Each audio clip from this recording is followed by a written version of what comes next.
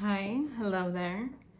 So today I'm going to do a book review of the book The 4-Hour Workweek by Tim Ferriss, which I'm like several years late to reading, but nonetheless, I read it and I will review it. This review is more from a standpoint of me being an attorney and also having dealt with property management. They're not much different in the sense of what this book is trying to get at, which is getting people to work for only 4 hours a week. Now, to preface, you will not read this book and only have 4 hours of work a week. It's more to the effect of implementing systems and putting them in place to which one day you can extract yourself from the day-to-day operations of whatever it is you're tasked with doing, either as an employee or as a business owner, and limit the amount of work you actually have to do and the amount of places that you have to be stationary. So in this sense, the 4-hour work week heavily plays the fact that mobility equals freedom. So if you're able to do your work from anywhere, then you have freedom to do work while traveling, across Europe, but still get your jobs done or your tasks done. This book does play heavily to two things: technology and delegation, which are both highly achievable in today's age. And in fact, were in grand part required because of the COVID-19 pandemic. People more or less had to work from home and, from working from home also still be as effective as if they were working in an office. So from this book, I got 4 main things about what could eventually get you to a 4-hour work week.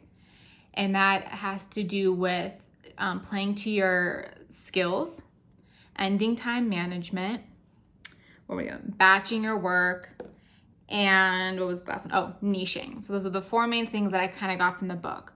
Now understand, the book is written very anecdotally, so one concept is then exemplified usually through the stories of someone who's done this or Tim Ferriss himself. And to begin, playing to your strengths. This is something I'm almost always guilty of doing. I always want to know how to do everything all the time and how to do it. If I think I know what my weakness is, I will try to fix it or address it. But Tim Ferriss talks more about, if you know what your strengths are and you're really good at something, just work to that strength and delegate those things that would, basically highlight your weaknesses, or kind of just don't address them. You'll be fine. So that is something that I do agree with. If you're really, really good at something, play and capitalize on that. The second part is ending time management. This is more to the concept of, in my opinion, the freelancer versus the entrepreneur. The freelancer is trading their time for money. The entrepreneur is removing themselves from an operation that continues to move forward and exist without the day-to-day input or decision-making of one individual. In this case, it would be like yourself. So time management really comes down to, you're still making yourself do the work. And that's not necessarily what you want to be doing. And of course, if you want to have only a 4-hour work week, part of that is you're not doing a grand majority of the work, that someone else is doing it. And his book talks really kind of about, how do I phrase this? Getting over the fear of delegating work to someone and they're not going to do it as well as you. That's true. Someone is not going to do things as well as I can do them, but they very well could maybe even do them better than I'm doing them. And this goes a lot to administrative things that I deal with, which I'm always time managing, not necessarily the main work I need to be doing, which has to do, with the law, because I am an attorney. I end up having to deal with and schedule and manage a lot of other things: my marketing, sending out mail, bill collection, expense reporting, accounting, things like that. I have to do all of these things.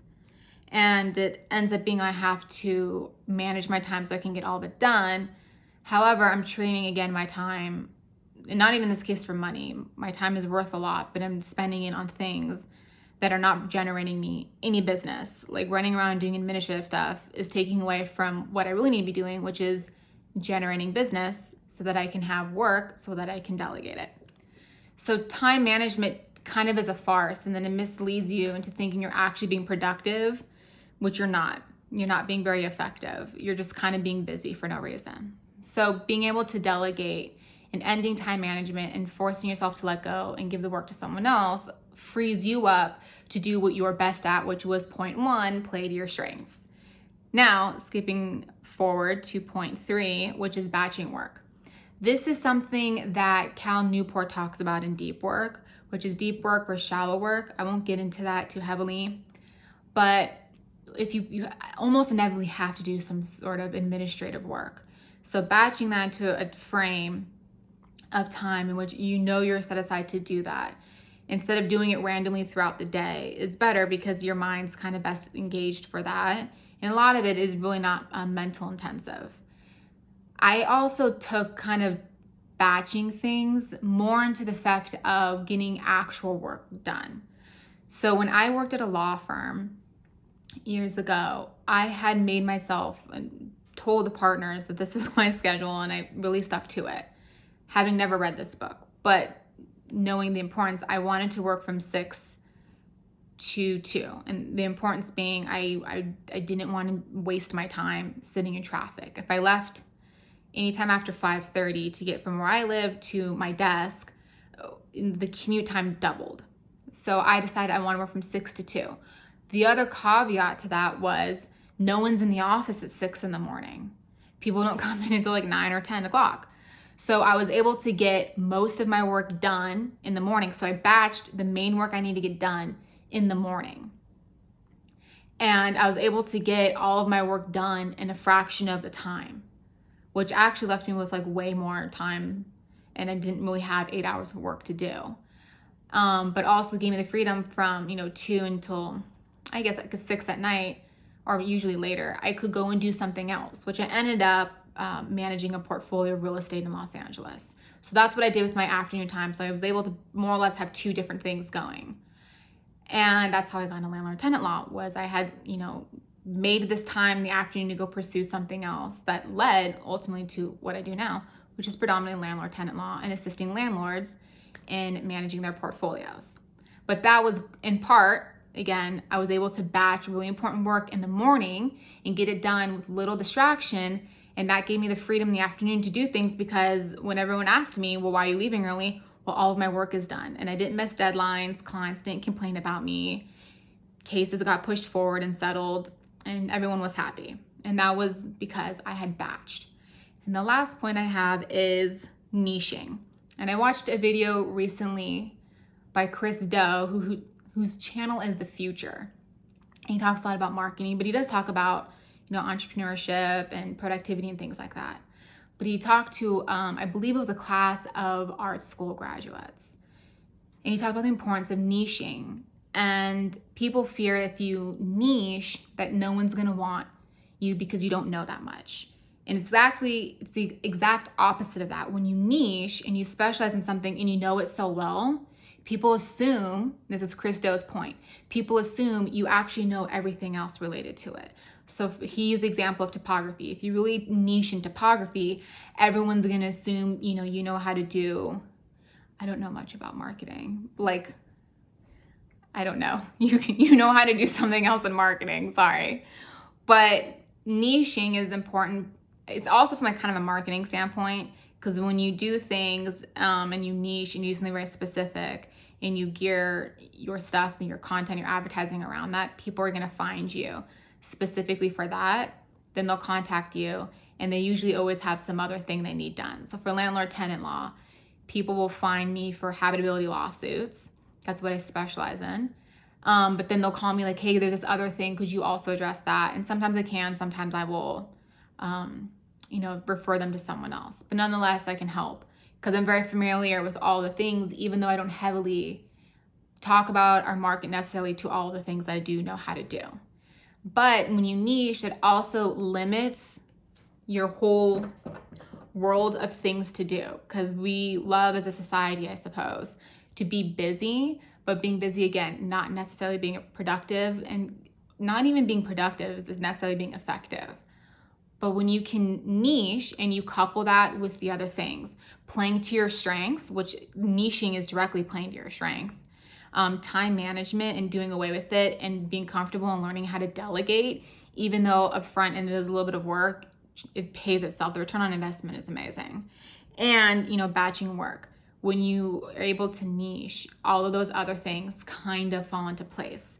Because the key to, removing yourself and going from, a freelancer to an entrepreneur, which the entrepreneur is the one who can have a 4-hour work week, is the ability to remove yourself from most decision making and from the day-to-day. And when you niche, you're able to create systems and redundancies that make it possible. When you have a system in place, even in, being an attorney, I have a lot of things in place because I've done it all from, beginning to end. I've done all parts of it. I know how to delegate and teach how to do it and create redundancies, because there's a lot of similarities and patterns in, the kind of cases that I do and the kind of work that I do.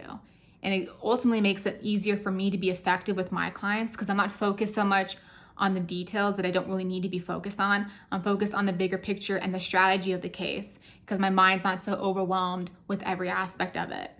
And I know this one particular thing very well. So the 4-hour work week, I think the main book is about 307 pages.